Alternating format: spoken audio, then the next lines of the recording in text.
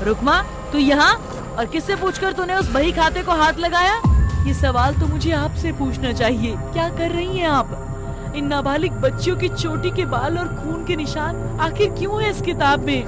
और हैरानी की बात तो ये है, इनमें एक चंदा भी थी जिसके नाम पर काली शाही पोती है। मैं पूछती हूँ, आखिर क्या करती हैं आप इन नाबालिग लड़कियों का? कहीं भरे बाजार में इनकी इज्जत तो नीलाम नहीं करती? बस मैं तुझे हर बात का जवाब देना जरूरी नहीं समझती, तो अपने होटल वापस चली जा। जवाब होगा तो दोगी ना माँ? मुझे शर्म आती है ऐसी पत्थर दिल औरत को अपनी माँ कहते हुए। सच सुन पाने की हिम्मत है तेरे अंदर, फिर भी सुनना चाहती है सच? तो सुन। ठीक 70 साल पहले हीरा मंडी के सुरक्षित और खुशहाल भविष्य के लिए एक सौदा किया था, किसी इंसान से नहीं बल्कि एक शैतान से। नूर बेगम ने सौदे के बदले उसे हीरा मंडी में पनाह और 10 साल में उसे एक पवित्र नाबालिग नगर वधू देने का वादा किया। हीरा मंडी की मुख्य दलाल अमावस की रात से एक रात पहले उस शैतान को उसकी वधू का नाम और उसके बाल अर्पण करती है। इस साल चंदा की बारी थी, लेकिन चंदा को क्या हुआ? क्या हुआ चंदा को? चंदा अपने आशिक के साथ भागने का मन बना चुकी थी, और भला शैतान को वो ये कैसे मंजूर होता? उसने तो तड़पा तड़पा के चंदा को मौत के घाट उतार दिया। और तू मुझे पत्थर दिल कहती है ना? अगर अपनी बच्ची को नगर वधू बनने से बचने के लिए उसे अपने से 6 साल दूर रहना पत्थर दिली है, तो वही सही।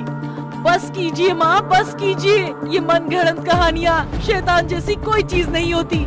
एक बार मनोज को उस इमारत से तस्वीरें खींच लाने दो, फिर देखना आपके इस झूठ का दूध और पानी का पानी हो जाएगा।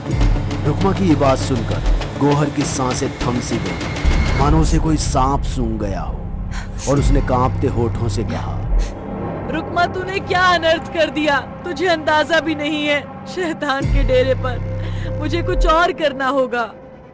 गौहर खान जान चुकी थी कि हीरा मंडी पर क्या कहर टूटने वाला था, जिसके चलते वो उस भूतिया इमारत की तरफ तेजी से दौड़ी और उसके पीछे रुकमा।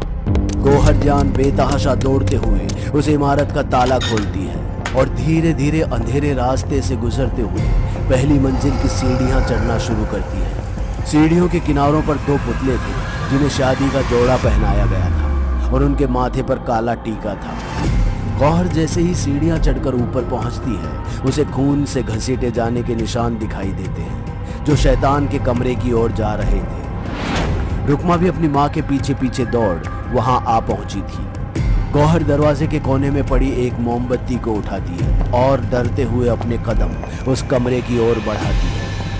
कमरे में पहुंचते ही उन्हें मनोज दिखाई देता है, जो सर झुकाए शैतान की ढकी हुई मूर्ति की तरफ देख रहा है। रुकमा बिना ज्यादा सोचे मनोज की तरफ उसे पुकारते हुए आगे बढ़ती है। मनोज, मेरी तरफ देखो। मनोज, चलो मेरे साथ और बताओ सबको कि शैतान जैसा कुछ नहीं होता।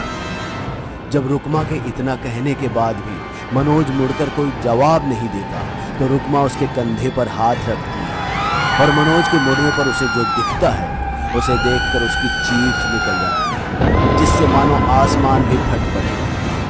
मनोज के चेहरे और बाजुओं पर भी वैसे ही फोड़े निकल आए थे जैसे चंदा के शरीर पर थे, और उन फोड़ों के अंदर से